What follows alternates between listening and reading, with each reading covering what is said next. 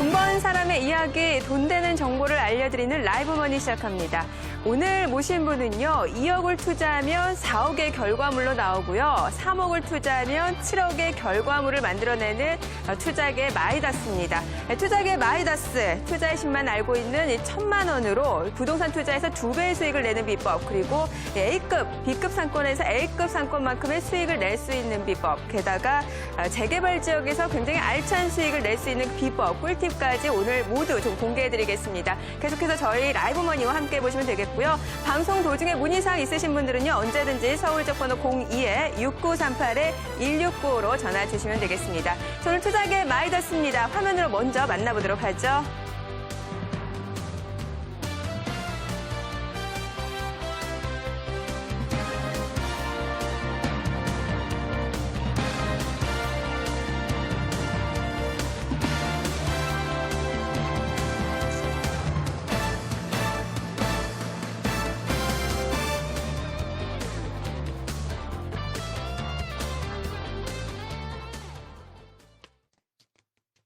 네, 오늘 모셔볼 분은요, 부동산 경매 기업입니다. 우리 옥션의 최연소 CEO죠. 이성용 대표입니다. 안녕하세요. 네, 안녕하세요. 네, 최연소 대표라고 하니까 굉장히 궁금해지는데, 실례지만 지금 나이가 어떻게 되세요? 31살입니다. 그러면은 저보다도 굉장히 많이 어리신 것 같은데, 네. 예, 이쪽 업계에 좀 일찍 뛰어들으셨나 봐요.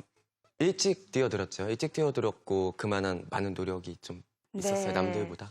네, 그만큼 이제 최연소 CEO라는 타이틀까지 이제 거머쥐고, 투자계 마이더스. 제가 앞서 좀 간단히 좀 웃으라고 말씀을 드렸는데, 부동산 경매에서 거의 워런 버핏 수준이라고 제가 들었거든요. 그렇진 않습니다. 네, 네, 근데 굉장히 가분한 소리고요. 예, 겸손함까지 지니셨는데, 사실 이제 가장 궁금한 게 지금 앞서 제가 간단하게 말씀을 드렸지만, 2억을 투자하면 4억이 되고, 3억을 투자하면 7억이 된다라고 얘기를 들었는데, 실제로 그게 가능한 거예요? 가능하니까 제가 지금 이 자리에 나왔겠죠? 네, 기간이 얼마나 걸리는 거예요, 보통 그 정도면? 이제 부동산 경매라는 이제 소액으로 예를 네. 들어서 내가 1,000만 원이 있어요. 근데 1,000만 원짜리 부동산이 어디 있겠어요? 그렇죠? 네. 그래서 경매라는 이제 지렛대를 활용해서 이제 법률적인 이제 논리들을 깨고서 수익을 보는 거기 때문에 2년 정도, 1년 반에서 2년 정도는 잡아야 돼요.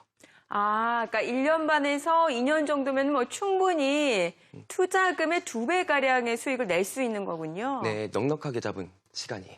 정말 이 부동산 경매, 그 지렛대 원리가 굉장히 궁금해지는데 어떻게 1,000만 원으로 그렇게 수익 투자가 가능한 거예요? 어떻게 설명을 드릴까? 네. 이런 거죠. 이제 일반 경매 물건은 아니고, 보통 일반 경매 물건 하면은 이런 거예요. 아파트가 2억짜리 아파트가 나와 있어요. 네. 근데 지금 많이 대중화되었기 때문에 한 1억 8천 이 정도면 낙찰이 되어버린단 말이에요. 네. 이런 물건에 대부분 90%의 이제 경매 초보자들이 투자를 하시는데 1,000만 원으로 할 수 있는 방법은 이제 지분 경매 이제 곧 말씀드릴 건데 네. 예를 들어 가지고 지분을 10분의 1 가지고 있고 또 10분의 9를 가지고 있을 수가 있잖아요. 그렇죠. 두 명이서 예. 공동 소유니까. 네. 근데 10분의 1이 경매 진행되게 되면은 얼마에 나오겠어요? 2억짜리 아파트면.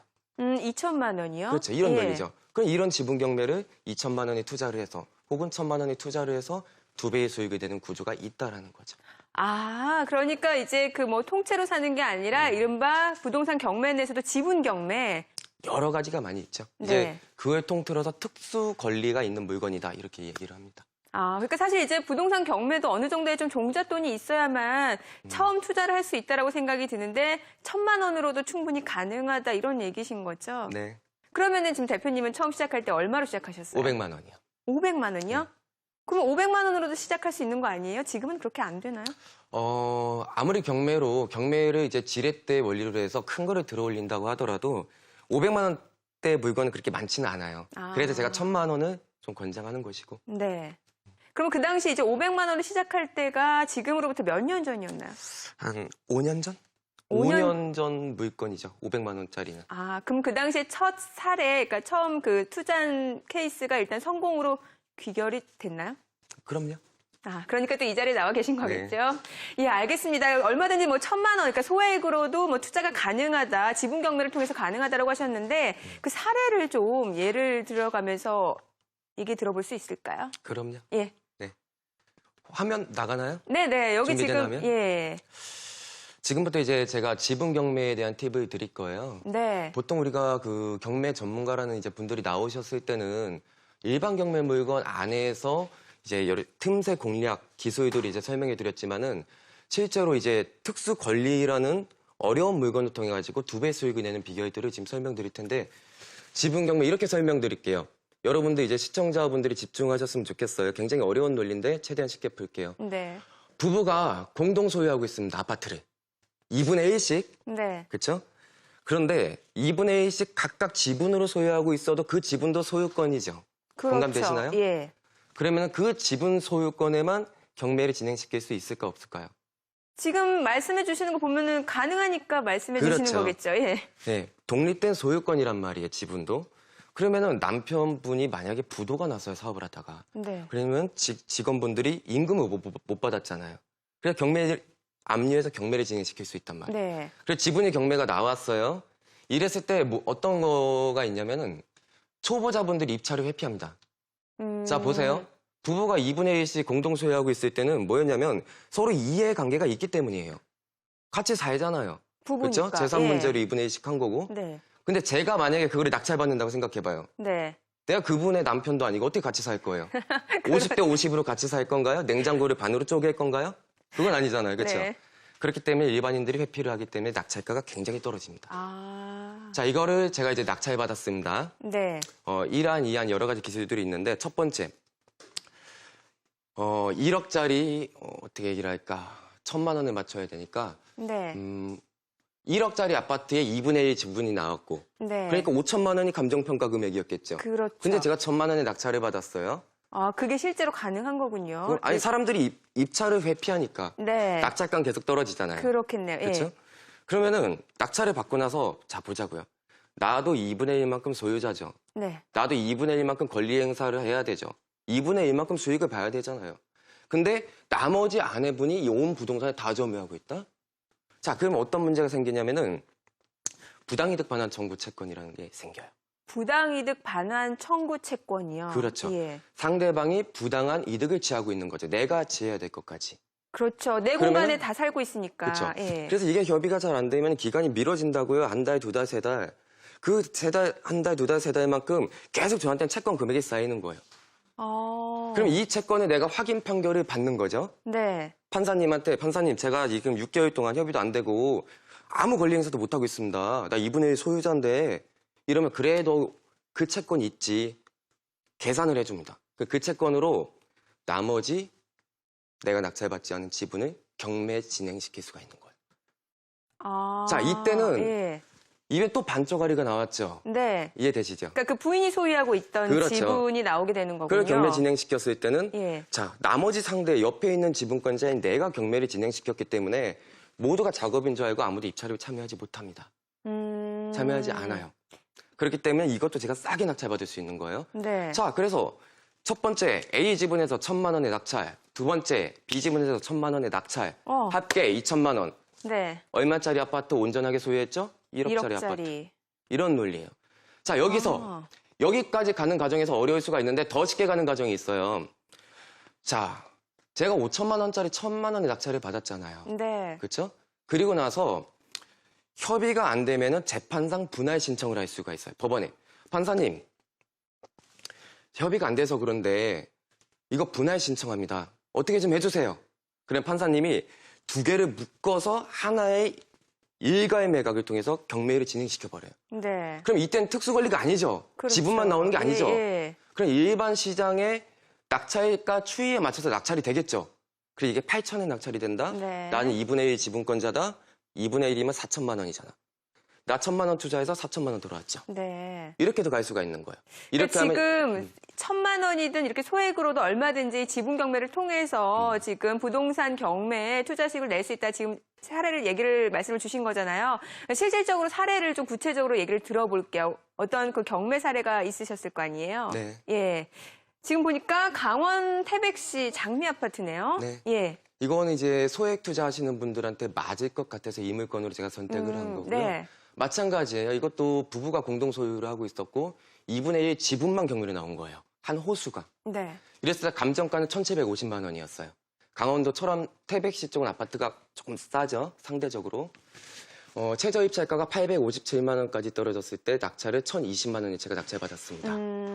여기까지 모두 이해되셨죠? 네. 그 다음에 제가 어떻게 했겠어요? 부인한테 이제 이야기를 했죠. 예, 제가 이제 2분의 1만큼 소유자가 됐는데, 이제 매매를 통해서 이제 서로 2분의 1씩 나눠 갔던지, 네. 아니면 월세를 줘서 임대 수익을 받던지. 네. 근데 그게 월세를 줘서 임대 수익을 받는 게 안 되는 이유가 있어요.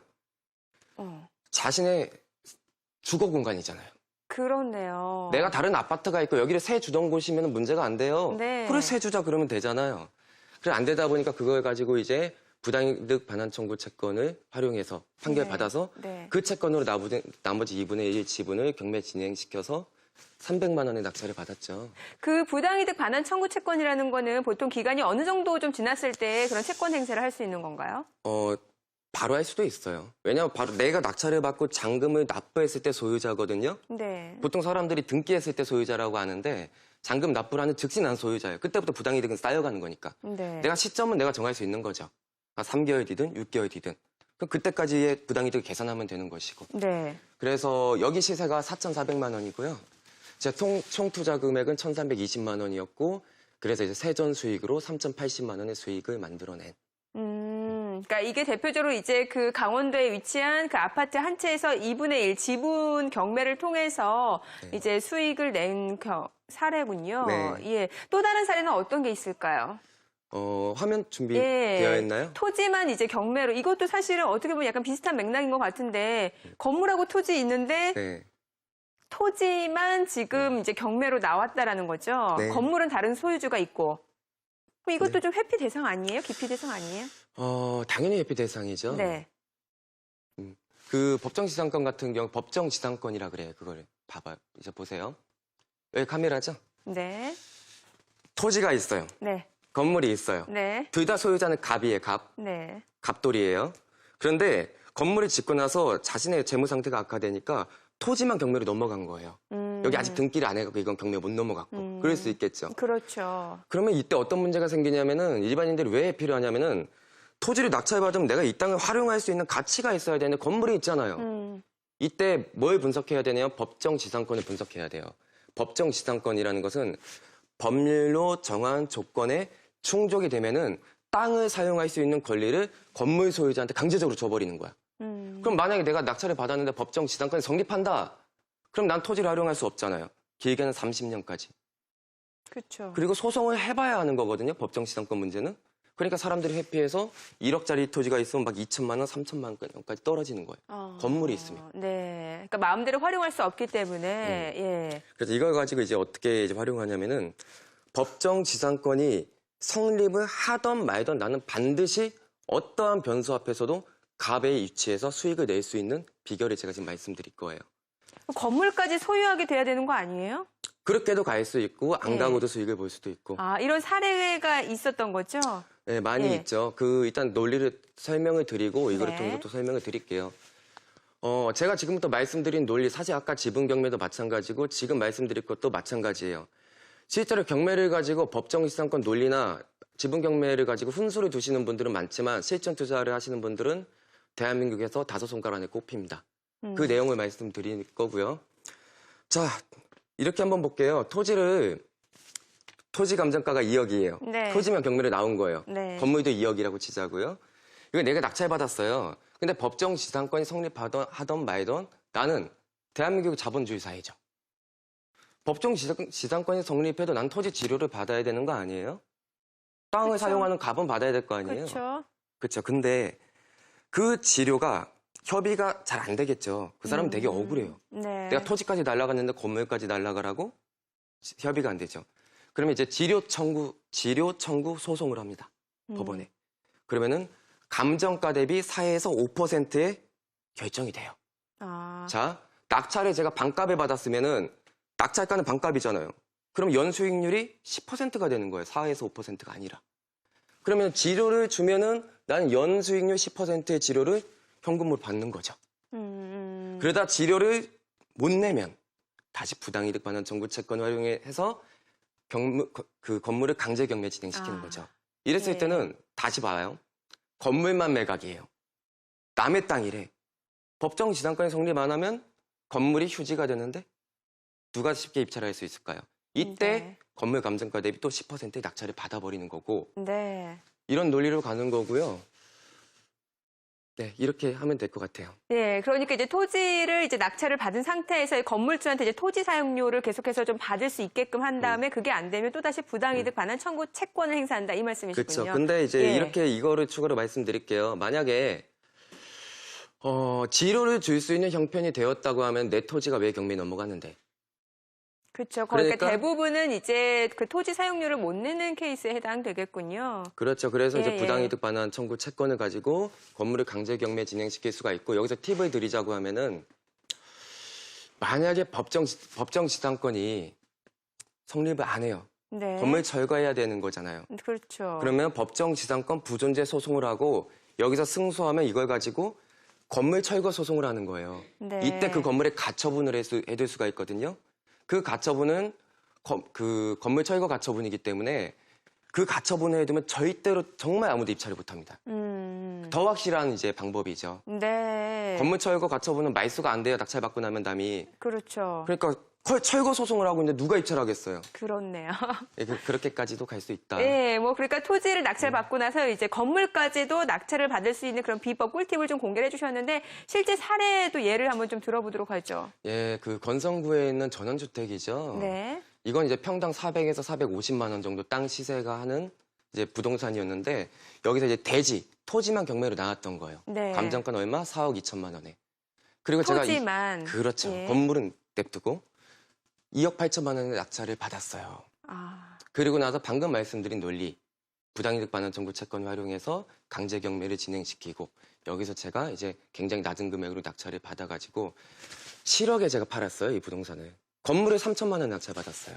그럼 건물을 3천만 원 낙찰을 받았으니까 토지가 2억 8천이고 건물 3천 하면은 3억 1천만 원으로 3억 1천만 원으로 토지와 건물을 온전하게 소유하고 7억에 매도했죠. 얼마 만에 7억에 매매하신 2년 딱 걸렸어요. 2년이요? 그 2년 자꾸만 걸리는 게 예. 법률적 절차들의 시간 때문에 그래요.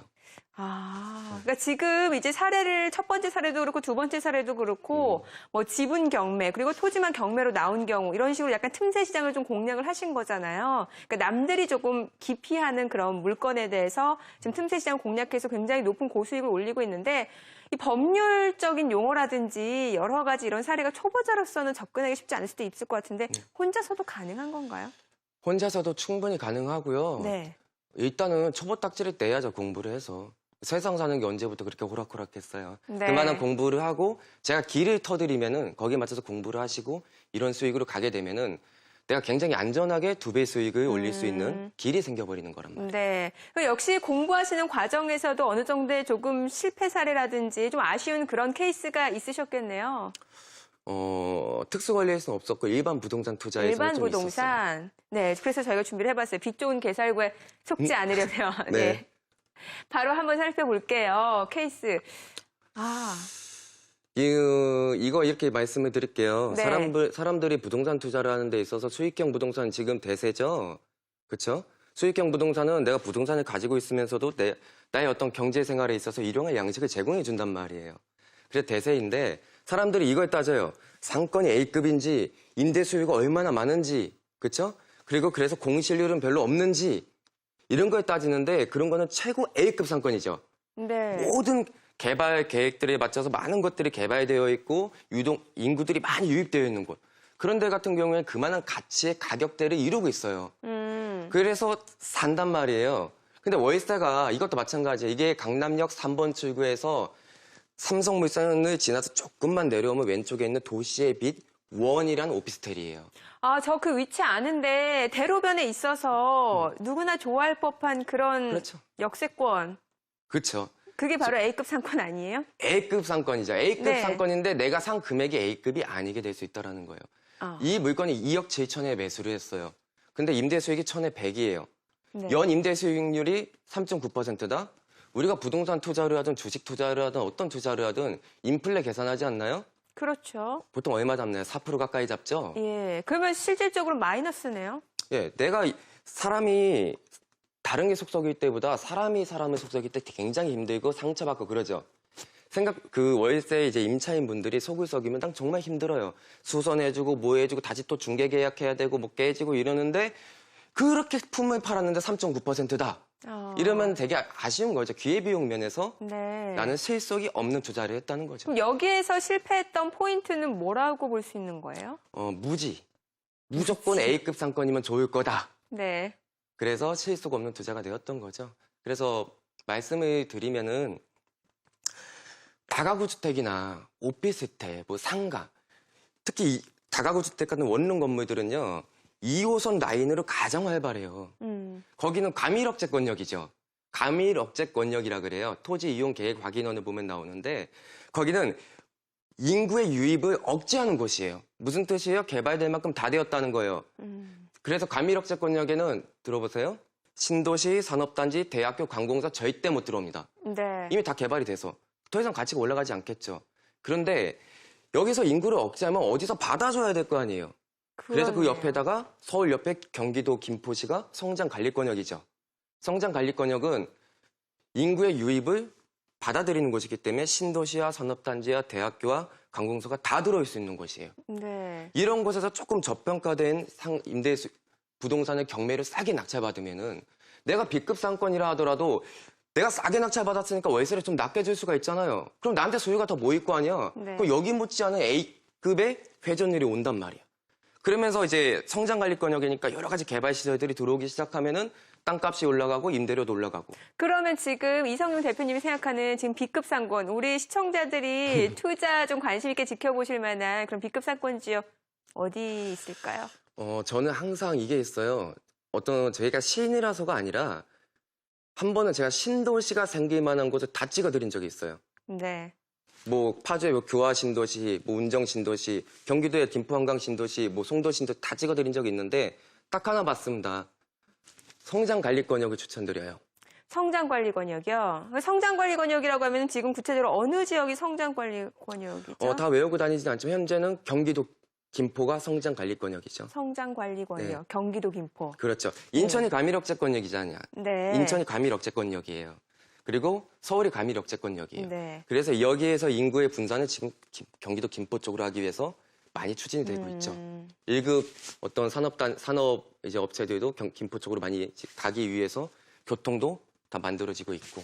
네. 그런 어떤 방향으로 정해져 있어요. 이게 제가 신이라서 하는 게 아니고 이런 것도 이제 말씀을 드릴게요. 그냥 경매 기술만 가지고 투자를 하는 게 아니라 객관적인 지표를 가지고 투자를 해야 돼요. 사람들이 어떤 거에 투자를 하냐면은 막 소문이 돌기 시작하는 거야. 내가 중개업소에 갔는데 중개업소 소장 여기가 막 개발됐는데 지하철이 들어오는데 알고 보면 뉴스에 다 퍼지고 언론에 다 퍼진 거다. 이때 고수들은요. 매도 시기가 됐다고 그때 팔아요. 사는 사람들한테. 이게 고수들한테는 1차 매도 시기예요. 그러니까 뉴스에 팔라는 얘기군요. 예. 네, 그렇게 이제 소문이 나기 시작할 네, 때가. 네. 이게 첫 번째로 국토 종합계획, 도시 기본계획, 그리고 수도권 정비계획 등 우리나라의 국토를 어떻게 개발하고 이용하고 보존할 것인지 모든 계획이 20년 전부터 나와져 있고 이대로 가지고 있을 뿐이에요. 모든 게. 그래서 고수들은 그 지표를 보고 투자를 합니다. 경매 투자를 할 때도 그 지표를 알고 투자를 하게 되면 시너지 효과가 일어나겠죠. 네. 제가 말씀드린 이런 지표 중에 하나가 이제 성장관리권역 미시적으로 살짝 뽑아서 팁을 드린 거고. 지금 사실 이제 뭐 계속해서 부동산 경매, 뭐 틈새 시장을 공략하는 그런 네. 방법에 대해서 좀 얘기를 하고 있는데 저희가 이제 방송이다 보니까 사실 정말 많은 얘기를 듣고 싶은데 아무래도 나중에 또 2부 못다한 이야기 좀 들어봐야 될 것 같은데 일단 오늘 제한된 시간 내에서 좀 여쭤볼게요. 자, 그렇다면은 지금 이제 부동산 경매라든지 뭐 지금 오늘 말씀해 주신 그런 틈새 시장을 공략하기 위한 시청자들을 위해서 어떤 꿀팁, 조언을 해주실 만한 내용이 있다면 어떤 게 있을까요? 어떤 특정 한 가지만 뽑아서 얘기를 하기에는 굉장히 질문 자체가 굉장히 커다랗고요. 네. 그래서 거기에서 커다랗게 같이 맞춰서 답변을 드리자고 하면은 자만하지 말라는 충고를 꼭 하고 싶어요.